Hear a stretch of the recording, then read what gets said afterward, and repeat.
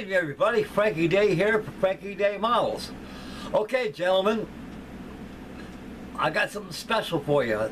This is going to be an inbox review and a build of the HK 1/32 scale B-25 Mitchell bomber. And I put the Norsky level away. I can always get back another day, fellas. I'm afraid that my ratings, of my videos kind of going down a little bit because I'm kind of getting out of track, working on the ships too much, and not hardly getting nothing done, but getting something done. Because model shipbuilding is a very, very slow process, and it takes a long time to build things right. These things don't take nothing, it just takes time. But anyway, today's video is going to be inbox review of the 1/32 scale Hong Kong model B-25J Mitchell bomber. Okay guys, I've been inspired on this since I got this at Smitty's Hobby Shop. I've been watching a couple of videos on here. They had one gentleman, I think it's called Prime Models or something like that. He did a very wonderful job on that B-25. And so I decided, what the heck, it's springtime. Plastic is calling on me. I got my Spitfire I got to finish up. Get that done for Warren and myself. And hop on the B-25. And I got to hop on the USS Lexington to get that done for Charlie Mack's Lexington group build, because it expires in May. So I do have a little bit of time left in doing that, but I can have a lot of time with this because I want to get this thing started and built and get it done. And so I want to kind of get away from ships a while because it's weather's breaking, and if it gets nice, I don't want to get strapped down building hulls and mast all day long. So Norsky Love, I put her at a side. She's resting very beautifully in an isolated location, out of harm's way, and I can watch her, and she's in a dust-free environment. And I'll hop on her probably whenever I get the notion. It ain't going nowhere. And I'm going places with my models, and so I want to get this plastic going. I haven't been in plastic so long. I hope I still maintain my mojo. But like I said, my mojo is getting up now. All my worries is getting over with, from my wife and things. And like I say, guys, you got a ton of worries on that guy. You just can't put your all into building anything or doing anything, because you always got the thought of worry, and that's kind of putting the goddamn stops on what you want to do. My wife is faring very well. She's doing very good. And she's getting frisky and yelling at me a little bit here and there, and that makes you feel good. I just tell her, keep yelling at me. The more you yell, I know the better you feel. And I feel a lot better too. So I feel like starting out the build of the year with plastic is my new 1/32 scale Hong Kong model B-25J. And after reviewing the kit, looking at it, there's a lot of parts. So this is going to be a long ass video. For certain it's going to be at least 40 minutes, guys, or to a half an hour. So be prepared for 2 videos, and on this build, and on that the inbox review has been done and finalized. So I'm going to go ahead and start construction on this, and I'll take a couple snippets here and there and post them on Facebook, and of course the videos of the build will follow. And there's a lot of inspiration out there on YouTube and us modelers, guys. You learn a lot of things from each other. And the fellow who did this B-25 did a marvelous job on it. Will Patterson, he did an excellent job in this 1/4" scale accurate miniature B-25 Doolittle Raider. I mean, that thing looked like Jimmy himself was flying it. But the gentleman, I think, is called Prime Model Works, I think it is. He did a very wonderful job on that B-25 he did, and I just got them watching it and got to pick up a few things on it. So we all have our tastes and all different methods of building this thing. So this is going to be an olive drab bird with neutral gray in the bottom of it, and to be some chipping here and there on it. A model this big invites a lot of challenges, especially putting a lot of detail into it, because it's big. It's big, and all the detail there that you discerned by reviewing the kit carefully, you can add other measures to it just by a train of thought. So, okay guys, I got the fuselage sprues on my cutting board here. We're going to take the camera, we're going to swing around, and we're going to individually look at the sprues and look at the instructions, and that'll be it. Like I said guys, this is going to be a long ass video, so get yourself some coffee, tea, get yourself a snack, anything to keep you going. So we're going to swing around and do this and get this thing done. Okay, as you can see on my building board, I've got the fuselage right here. Best way to view this whole thing, guys, is just keep everything in the monitor here, then I know that it's okay. Okay, in the beginning, sprue number 1. Look at the fuselage right here. This is big. Fuselage thing, less bomb aimer's compartment is 18 inches. And about a good 3¼ inches tall, this direction here. It's big.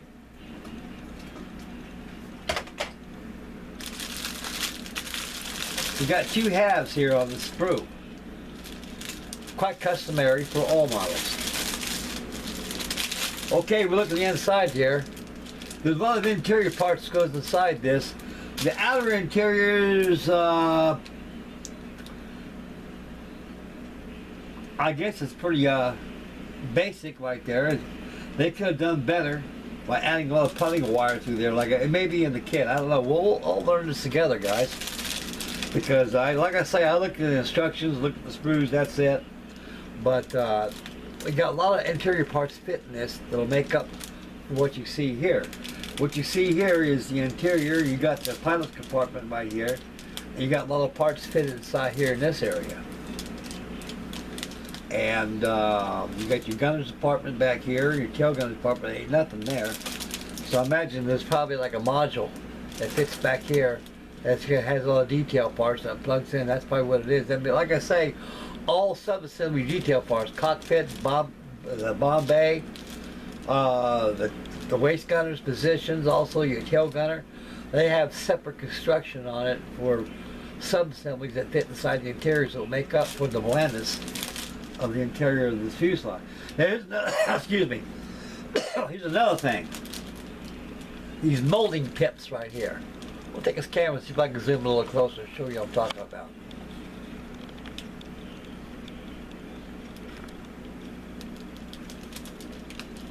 Right here, when that plastic runs through the sprues on the molds, it leaves a tit right there. That tit's got to be cut off with a 11 blade or a file board. And that's the only thing bad about us seeing the fuselage and most parts that are joined. Kind of like trumpeter. It puts you in mind of trumpeter.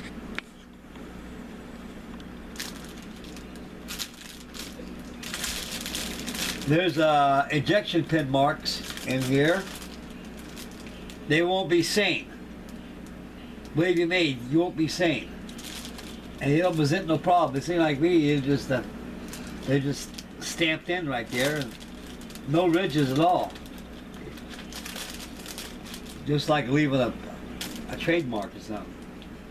Like I say, they ain't gonna be seen. The detail rivets, over 1 million rivets this thing's got, that says. Very refined. They accept washes very well. Very well. Okay. Next sprue is going to be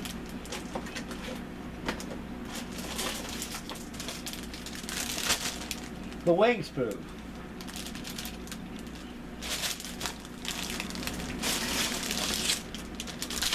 Okay. You got duplicate sprues, 2 of them, just like this. Instead of showing 2 of them, 1 will make up for 2 of them because they're the same.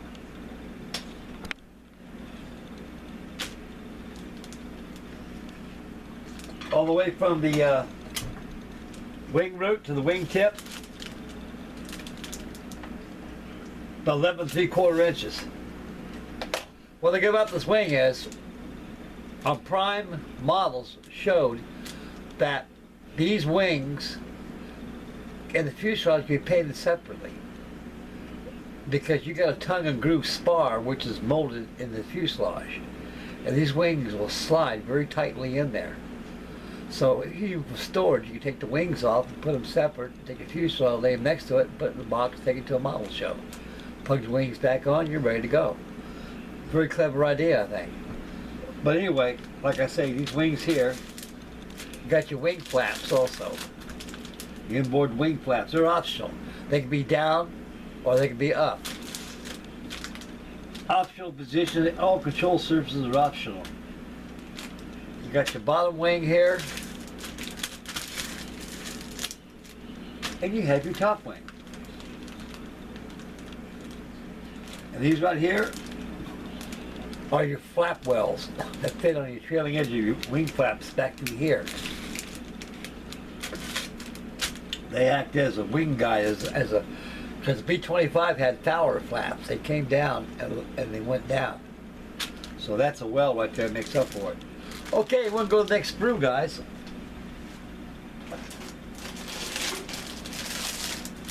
Here's the other wing sprue, like I was saying, guys. It's precisely as this one here.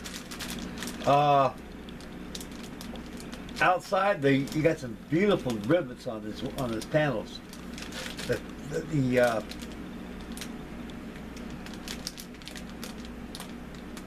On the ailerons, you got your fabric on there, doped up fabric. It's very low relief, and it looks very well too, especially when you're painting it and using the washes. The inner surface of the wing is, you got a series of probably stiffeners to keep the plastic from warping. That's what I'm thinking. Now I noticed that looking at the sprue at first, though, what's all these raised spars or whatever you call them? And I figured out what it was. They're stiffeners. Keep this wing from buckling, warping. Okay, we're gonna go next sprue, fellas.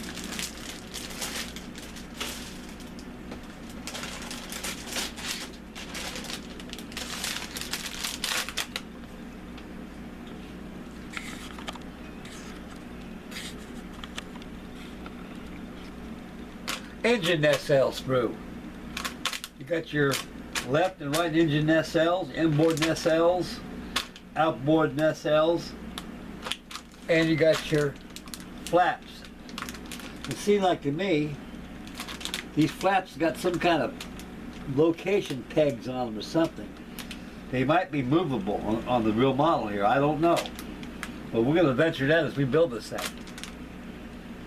And you got your firewalls here for your cowlings, which fit in front of your cowling, your engine nacelles, your nucleus or nacelles.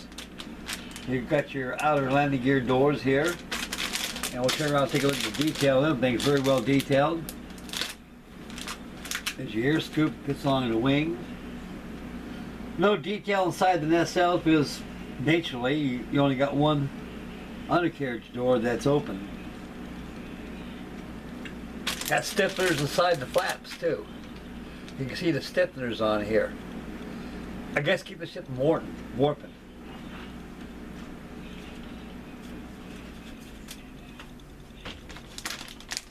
Okay, next sprue.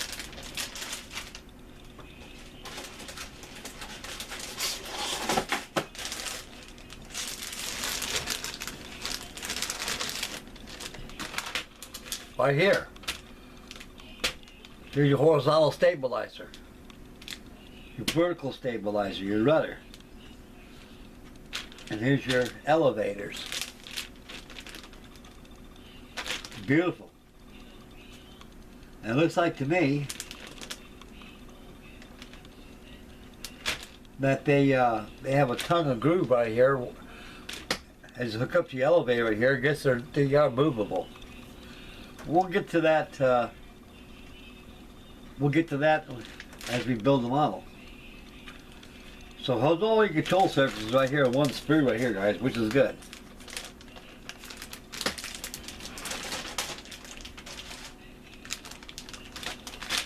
Another sprue. This sprue consists all your interior parts. You got your bomb bay doors right here, your interior of your bomb bay. You got your bomb bay doors here. Looks like on top of your bomb bay right here, And all these bulkheads go from the bomb bay all the way up to the pilot's compartment. And right here is the bomb bay. See, all these interior sub-assemblies complete all the detail of the fuselage. Then you can go from there. If you want plumbing, add sprue or wire. So all these sprues got to be primed and painted. And it looks like to me this is a very nice kit, and there's a lot of parts. And it's going to be about a good 2-month kit. If I work on this thing every day, I can have this thing done probably about a month. And that's what I'm trying to do. I'm going to try to make a 4-week, a good month build on this thing. It looks like to me it builds pretty fast because all these parts are very nice and clean. No flash at all, you know. These are big dollar kits, these HK models, guys. And they're barely affordable. And lot to do for big scale. Here's your instrument panel. And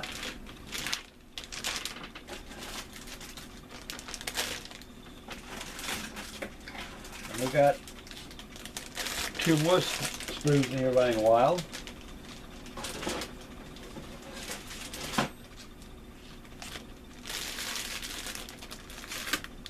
Right here is photo-etch. This is all the photo-etch they give you in the kit.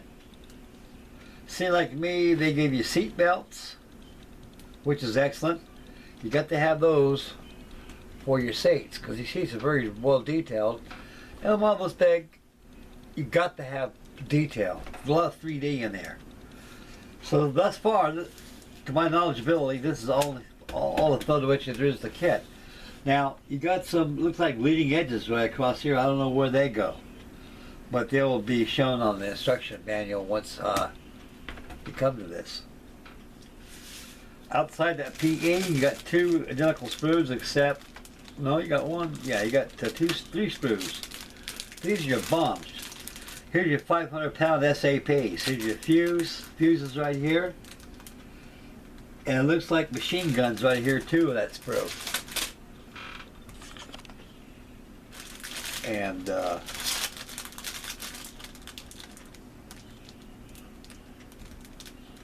there's probably some aftermarket gun barrels for this thing. There's a lot of aftermarket stuff for this plane. So be sure if you want to deviate away from this kit and you get the money you want to put into this thing, there's oodles and oodles of aftermarket gear that can be purchased online to accommodate the kit. It's all that money, guys. How much money you want to put in this thing? If you're not satisfied with plastic guns, get yourself some metal ones. Right now, they're pretty flimsy, so you gotta be very careful with these guns. You don't want to bust them. Okay. Here's another sprue. This is the bomb aimer's compartment, bombardiers compartment.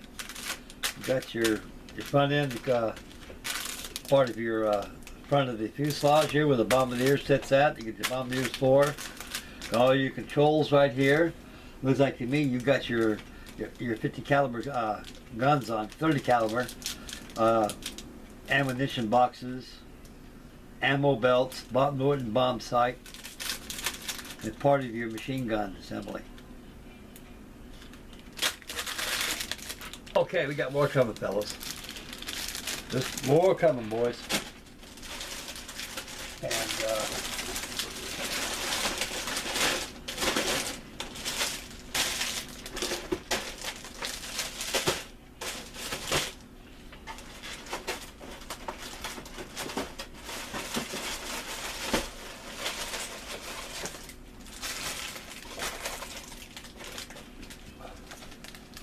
inside the box, there's 2 boxes containing more sprues.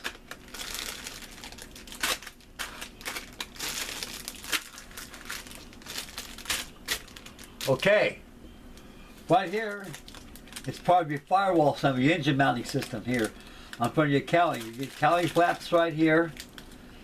And I imagine that's part of your framework where your covers on your cowling go over, because there's all kinds of cowling covers go over.